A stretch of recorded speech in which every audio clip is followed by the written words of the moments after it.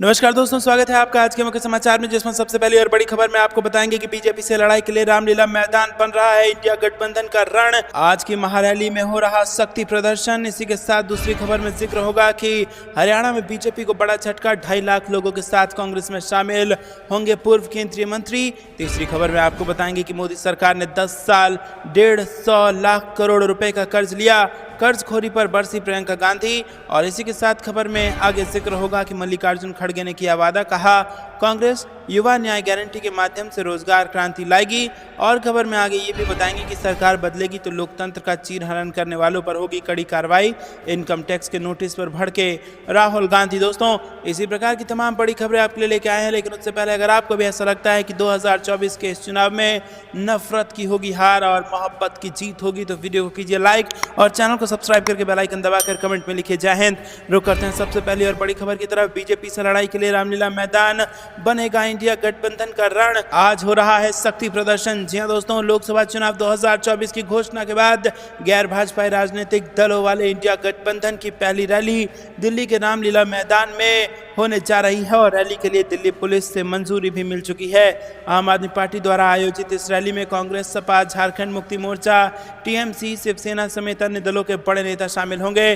तानाशाही हटाओ लोकतंत्र बचाओ नारे के साथ विपक्षी दल रैली के जरिए विपक्ष के नेताओं पर हो रही राजनीतिक कार्रवाई, इलेक्टोरल बॉन्ड समेत अन्य मुद्दे उठाएंगे। और वहीं आम आदमी पार्टी के दिल्ली प्रदेश संयोजक गोपाल राय ने बताया कि रामलीला मैदान में रैली के लिए हमें मंजूरी मिल चुकी है। मुख्यमंत्री अरविंद केजरीवाल की गिरफ्तारी के बाद इंडिया गठबंधन के सभी दलों के नेताओं का हमें समर्थन मिला है और उसी को देखते हुए हम 31 मार्च को रैली का आयोजन कर रहे हैं। उन्होंने बताया कि रैली में कांग्रेस अध्यक्ष मल्लिकार्जुन खड़गे, राहुल गांधी, राष्ट्रवादी कांग्रेस पार्टी के प्रमुख शरद पवार, शिवसेना के प्रमुख उद्धव ठाकरे, सपा के अध्यक्ष अखिलेश यादव और आरजेडी के नेता तेजस्वी यादव शामिल होंगे। पंजाब के मुख्यमंत्री भगवंत मान भी रैली में शामिल होंगे।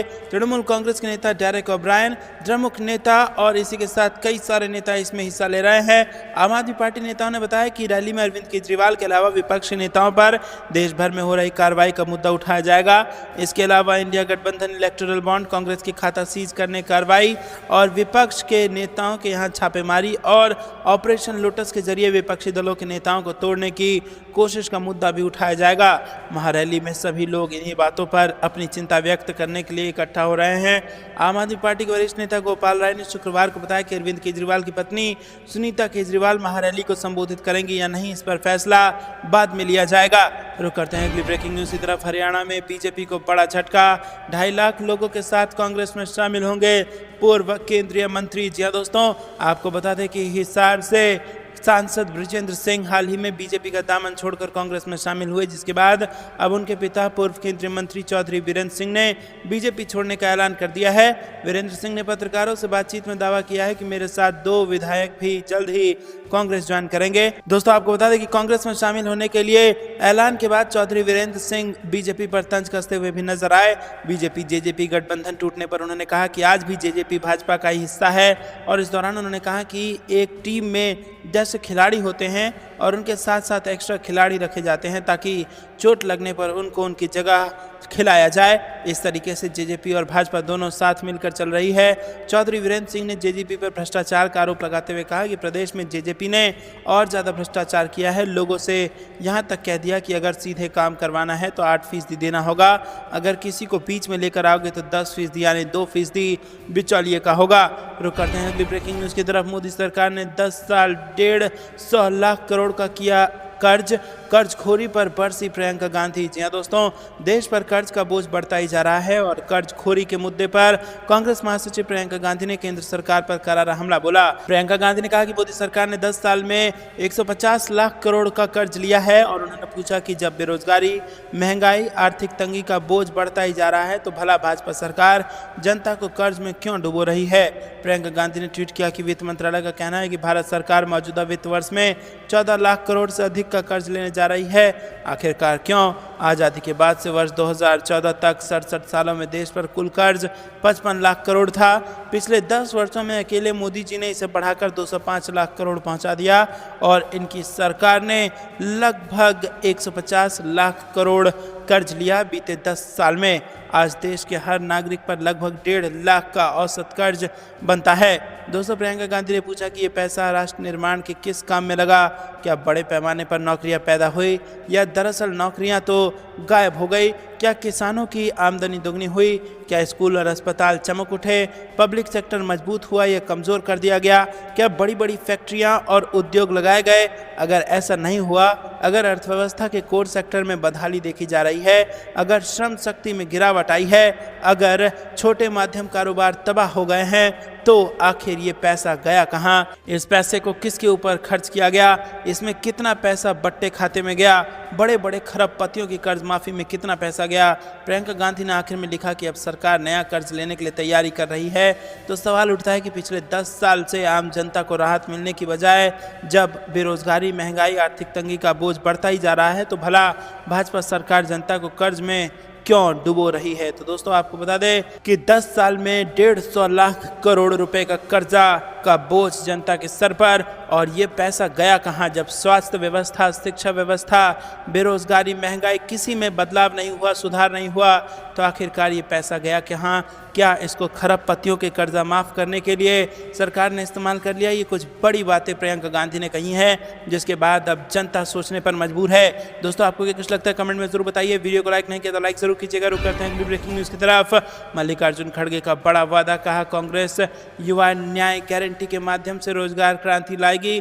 लोकसभा चुनाव के मद्देनजर बड़ी खबर। जी दोस्तों, आपको बता दें कि कांग्रेस अध्यक्ष मल्लिकार्जुन खड़गे ने शनिवार को कहा कि कांग्रेस रोजगार के अवसर बढ़ाने, उद्यमशीलता को सक्षम बनाने और युवाओं की आकांक्षाओं को साकार करने के लिए ठोस कदम उठाकर रोजगार क्रांति की शुरुआत करेगी। खड़गे ने कहा कि कांग्रेस गारंटी देती है कि युवाओं का भविष्य अंधकारमय से उज्जवल हो जाएगा, और उन्होंने युवा न्याय की गारंटी दोहराई, जिसे पार्टी ने सत्ता में आने पर लागू करने का वादा किया है।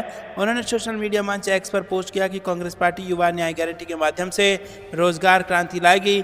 हम रोजगार के अवसर बढ़ाने, उद्यमशीलता को सक्षम करने और हमारे युवाओं के सपनों और आकांक्षाओं को साकार करने के लिए ठोस कदम उठाएंगे। खड़गे ने अपने ट्वीट द्वारा युवा न्याय के तहत दी गई गारंटी को सूचीबद्ध किया है। रुक करते हैं अगली ब्रेकिंग न्यूज़ की तरफ। सरकार बदलेगी तो लोकतंत्र का चीरहरण करने वालों पर होगी कड़ी कार्रवाई। इनकम टैक्स के नोटिस पर भड़के राहुल गांधी। जी दोस्तों, पूर्व कांग्रेस अध्यक्ष राहुल गांधी ने इनकम टैक्स के नए नोटिस को लेकर मोदी सरकार पर निशाना साधा। राहुल गांधी ने कहा कि जब सरकार बदलेगी तो लोकतंत्र का चीरहरण करने वालों पर कार्रवाई तो जरूर होगी। दरअसल लोकसभा चुनाव से ठीक पहले आयकर विभाग ने कांग्रेस को 1823 करोड़ रुपए का नया नोटिस भेजा है, जिसको लेकर कांग्रेस पार्टी आग बबूला हो गई है। राहुल गांधी ने सोशल मीडिया प्लेटफॉर्म एक्स पर एक वीडियो शेयर करते हुए लिखा कि जब सरकार बदलेगी तो लोकतंत्र का चीरहरण करने वालों पर कार्रवाई जरूर होगी, और ऐसी कार्रवाई होगी कि दोबारा फिर किसी की हिम्मत नहीं होगी ये सब करने की। ये मेरी गारंटी है। जी हाँ दोस्तों, आपको बता दें कि कांग्रेस ने कहा कि लोकसभा चुनाव से ठीक पहले आयकर विभाग ने टैक्स रिटर्न में कथित विसंगतियों के लिए 1823 करोड़ रुपए के भुगतान का नया नोटिस उसे जारी किया है। पार्टी महासचिव जयराम रमेश ने यह दावा भी किया है कि लोकसभा चुनाव से पहले कर आतंकवाद यानी कि टैक्स टेररिज्म के जरिए विपक्ष पर हमला किया जा रहा है। पार्टी के कोषाध्यक्ष अजय माकन ने आरोप लगाया कि जिन मापदंडों के आधार पर कांग्रेस को जुर्माने के नोटिस दिए गए हैं, उन्हीं के आधार पर भारतीय जनता पार्टी से 4600 करोड़ रुपए से अधिक के भुगतान की मांग करनी चाहिए। माकन ने कहा कि कल हमें आयकर विभाग से 1823 करोड़ रुपए का भुगतान करने के लिए नया नोटिस मिला है, और पहले ही आयकर विभाग ने हमारे बैंक खाते से जबरन 135 करोड़ रुपए निकाल लिए हैं। उन्होंने दावा किया कि कांग्रेस को अधिक रूप से पंगु किया जा रहा है, और माकन ने कहा कि लोकसभा चुनाव से पहले समान अवसर की स्थिति को खत्म करने के लिए ये सब किया जा रहा है। आयकर अधिकारियों द्वारा 210 करोड़ रुपए का जुर्माना लगाने और उसके बैंक खातों को फ्रीज करने के कारण कांग्रेस पहले से ही धन की कमी का सामना कर रही है। पार्टी को मामले में उच्च न्यायालय से कोई राहत नहीं मिली है, और वो जल्द ही उच्चतम न्यायालय का रुख करेगी। पार्टी ने भाजपा पर 19 अप्रैल से शुरू होने वाले लोकसभा चुनाव से पहले उसे आर्थिक रूप से पंगु बनाने और उसके खिलाफ कर अधिकारियों का इस्तेमाल करने का आरोप लगाया है। दोस्तों, रुक करते हैं अगली ब्रेकिंग न्यूज़ की तरफ। सरकार के किस काम से नाराज हैं सुप्रीम कोर्ट के justice BR Gavai?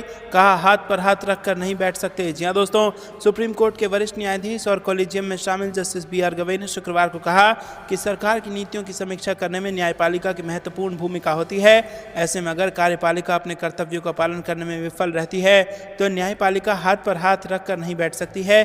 Justice Gavai ने हार्वर्ड कैनेडी स्कूल में आयोजित एक सभा को संबोधित करते हुए ये बातें कही हैं।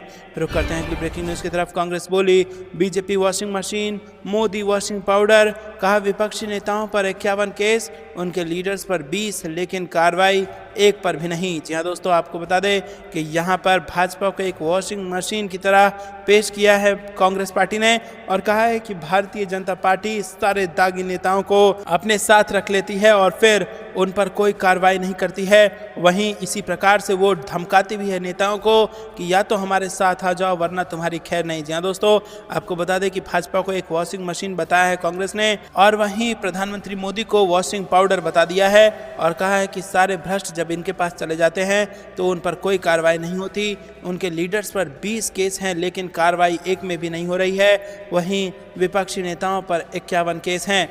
रुक करते हैं अगली ब्रेकिंग न्यूज की तरफ।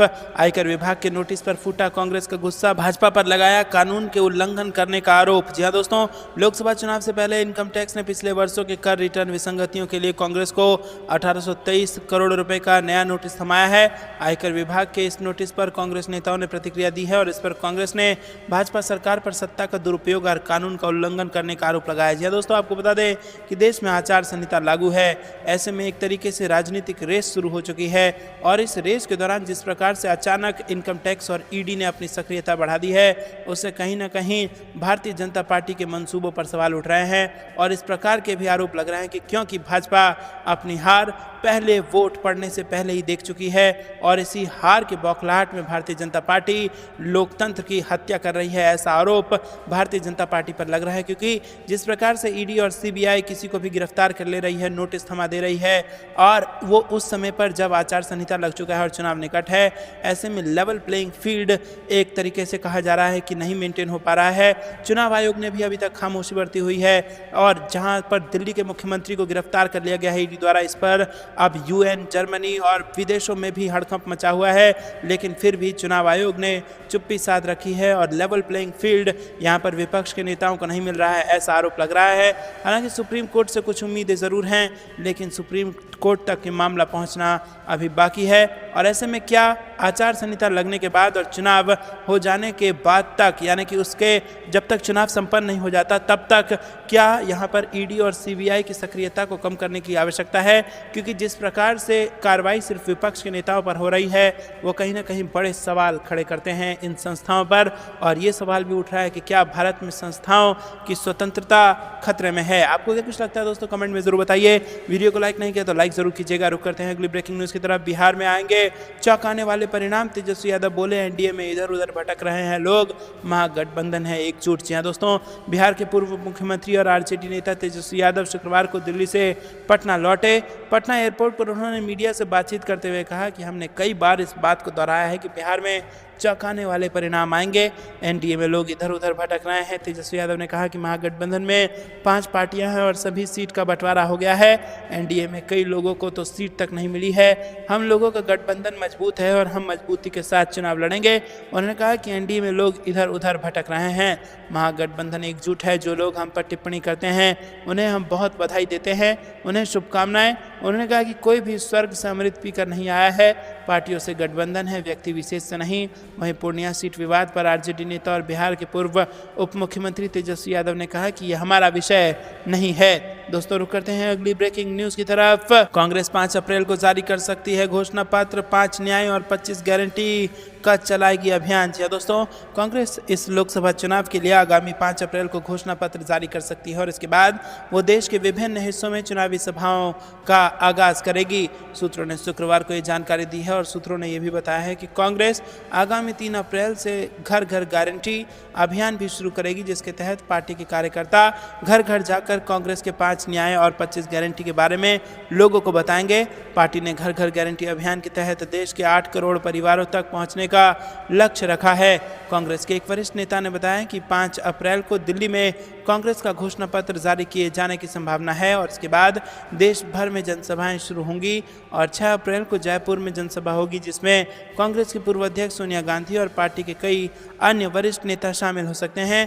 पूर्व वित्त मंत्री पी चिदम्बरम की अध्यक्षता वाली घोषणा पत्र समिति ने लोकसभा चुनाव के लिए घोषणा पत्र तैयार किया है और कांग्रेस के अनुसार इसका घोषणा पत्र पार्टी के 5 न्याय हिस्सेदारी न्याय, किसान न्याय, नारी न्याय, श्रमिक न्याय और युवा न्याय पर आधारित होगा। दोस्तों रुक करते हैं अगली ब्रेकिंग न्यूज की तरफ।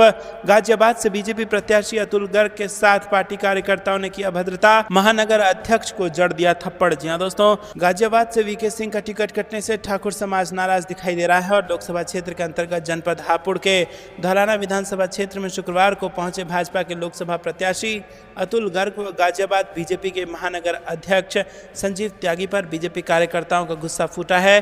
छिजारसी टोल प्लाजा पर भाजपा प्रत्याशी अतुल गर्ग का पार्टी कार्यकर्ता स्वागत कर रहे थे और तभी कुछ कार्यकर्ता धक्का मुक्की और अभद्रता करने लगे।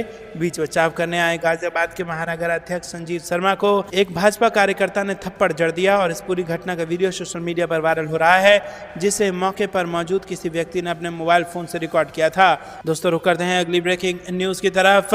बागियों की मंडी में फंस गई कंगना रनौत, पूर्व सांसद के बेटे समेत 8 नेताओं ने खोल दिया मोर्चा। जी हां दोस्तों, केंद्र की सत्ताधारी भाजपा ने हिमाचल प्रदेश की मंडी लोकसभा सीट से फिल्म अभिनेत्री कंगना रनौत को उम्मीदवार बनाया है और उम्मीदवार बनाए जाने के बाद से ही वो वहां चर्चा में हैं और कांग्रेस नेताओं के निशाने पर हैं। उन्होंने शुक्रवार को मंडी संसदीय क्षेत्र में एक रोड शो के साथ अपने चुनाव प्रचार अभियान की शुरुआत की। इस दौरान उन्होंने प्रधानमंत्री नरेंद्र मोदी की तारीफ करते हुए कहा कि भाजपा का मुख्य एजेंडा विकास है। कंगना ने कांग्रेस नेताओं की अपमानजनक टिप्पणियों को लेकर भी शुक्रवार को तीखा हमला बोला।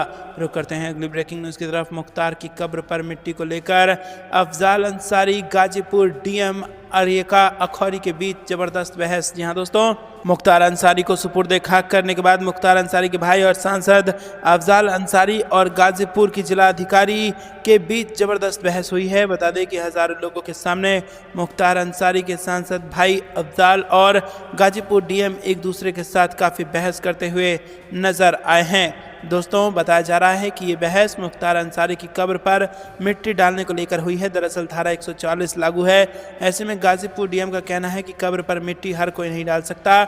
इस बात पर अफजाल अंसारी ने कहा कि कब्र पर मिट्टी डालने से कोई नहीं रोक सकता। दोस्तों आपको बता दें कि डीएम ने अफजाल अंसारी से कहा कि धारा 144 लागू है, ज़्यादा भीड़ नहीं कर सकते। इस बात पर अफजाल अंसारी ने कहा कि लोगों को कब्र पर मिट्टी डालने से नहीं रोका जा सकता। अफजाल अंसारी ने साफ कहा कि ये रीति रिवाज है, ये करने से लोगों को नहीं रोका जा सकता। और इस पर डीएम ने कहा कि आपने इसकी कोई इजाज़त नहीं ली है, पूरा कस्बा मिट्टी नहीं देगा, परिवार और खास लोग ही कब्र पर मिट्टी दे सकते हैं। और इस पर अफजाल अंसारी ने डीएम से कहा कि सिर्फ कस्बा ही नहीं, जहां का भी कोई शख्स मिट्टी देना चाहेगा वो यहां आकर मिट्टी देगा।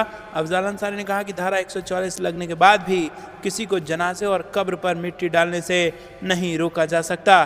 दोस्तों अफजाल अंसारी के कहने के बाद गाजीपुर डीएम ने कहा कि इस मामले में कानूनी कार्रवाई की जाएगी और आप सभी पर एफआईआर दर्ज की जाएगी। और इस पर अफजाल अंसारी ने डीएम से कहा कि आप एफआईआर कर लीजिए, मगर मिट्टी देने से आप नहीं रोक सकती। दोस्तों रुक करते हैं अगली ब्रेकिंग न्यूज की तरफ। सीएम योगी के ड्रीम प्रोजेक्ट पर लगा ग्रहण, मानकों की अनदेखी और लोगों की जान के साथ खिलवाड़ का लगा आरोप। जी हाँ दोस्तों, आपको बता दें कि कुछ दिन पहले गोरखपुर के रामगढ़ ताल में उतारे गए मुख्यमंत्री योगी आदित्यनाथ के ड्रीम प्रोजेक्ट फ्लोटिंग रेस्टोरेंट पर ग्रहण लगता हुआ दिखाई दे रहा है। फ्लोटिंग रेस्टोरेंट को रामगढ़ ताल में उतारने के बाद उसके इंटीरियर का काम पूरा किया जा रहा है। मुख्यमंत्री योगी आदित्यनाथ के हाथों इसका शुभारंभ होना है और इसके पहले ही इसके प्रोप्राइटर के पिता ने न्यूजीलैंड से मुख्यमंत्री, कमिश्नर और अन्य अधिकारियों को ईमेल भेजकर मानकों की अनदेखी और लोगों की जान के साथ खिलवाड़ करने का आरोप लगाया है। रुक करते हैं अगली ब्रेकिंग न्यूज की तरफ। राज्यपाल को संविधान के अनुसार कार्य करना चाहिए, सुप्रीम कोर्ट की न्यायाधीश बीवी नागरत्ना का बयान। जी हाँ दोस्तों, आपको बता दें कि शनिवार को एक स्पष्ट भाषण में सुप्रीम कोर्ट की न्यायाधीश न्यायमूर्ति बीवी नागरत्ना ने संवैधानिक अदालतों के समक्ष मुकदमेबाजी में राज्यों के राज्यपालों के शामिल होने पर एक गंभीर टिप्पणी की। न्यायमूर्ति नागरत्ना ने राज्यपाल से संविधान के अनुरूप कार्य करने का आह्वान किया। बजाय इसके कि उन्हें ये बताया जाए कि क्या करना है और क्या नहीं। दोस्तों रुक करते हैं अगली ब्रेकिंग न्यूज की तरफ। शरद पवार का दावा, केजरीवाल की गिरफ्तारी पर बाहरी लोग हमारी सरकार की आलोचना कर रहे हैं। जी दोस्तों, राष्ट्रवादी कांग्रेस पार्टी के प्रमुख शरद पवार ने शुक्रवार को दावा किया कि दिल्ली के मुख्यमंत्री अरविंद केजरीवाल की गिरफ्तारी पर दुनिया भर की मीडिया का ध्यान आकर्षित हुआ है। और पवार ने यहां संवाददाता सम्मेलन में कहा कि अच्छी बात नहीं है कि बाहरी लोग हमारी सरकार की आलोचना कर रहे हैं, लेकिन ऐसी स्थिति सरकार द्वारा स्वयं बनाई गई है। ईडी ने दिल्ली आबकारी नीति से जुड़े कथित घोटाले में केजरीवाल को 21 मार्च को गिरफ्तार किया था और उन्हें 1 अप्रैल तक ईडी की हिरासत में भेज दिया गया है। पवार ने कहा कि केजरीवाल का अपराध क्या है। उन्होंने एक आबकारी नीति बनाई जिसे सभी राज्य बनाते हैं। दिल्ली देश की राजधानी है और उसके मुख्यमंत्री गिरफ्तार हैं। धन शोधन मामले में हेमंत सोरेन की गिरफ्तारी का जिक्र करते हुए पवार ने कहा कि झारखंड के एक आदिवासी मुख्यमंत्री पिछले 3 महीने से जेल में हैं। उन्होंने कहा कि सिर्फ इसलिए कि केजरीवाल ने आबकारी नीति बनाई, एक मुख्यमंत्री को गिरफ्तार कर लिया गया है और उनके 2 मंत्री पहले से ही जेल में है। ये तानाशाही नहीं तो क्या है। दोस्तों, क्या इससे दुनिया में देश का सम्मान बढ़ेगा या घटेगा? कमेंट में अपनी राय जरूर बताइए। वीडियो को लाइक नहीं किया तो लाइक जरूर कीजिएगा। अभी तक के लिए इतना ही। अंत तक बने रहने के लिए बहुत बहुत धन्यवाद। जय हिंद, जय भारत।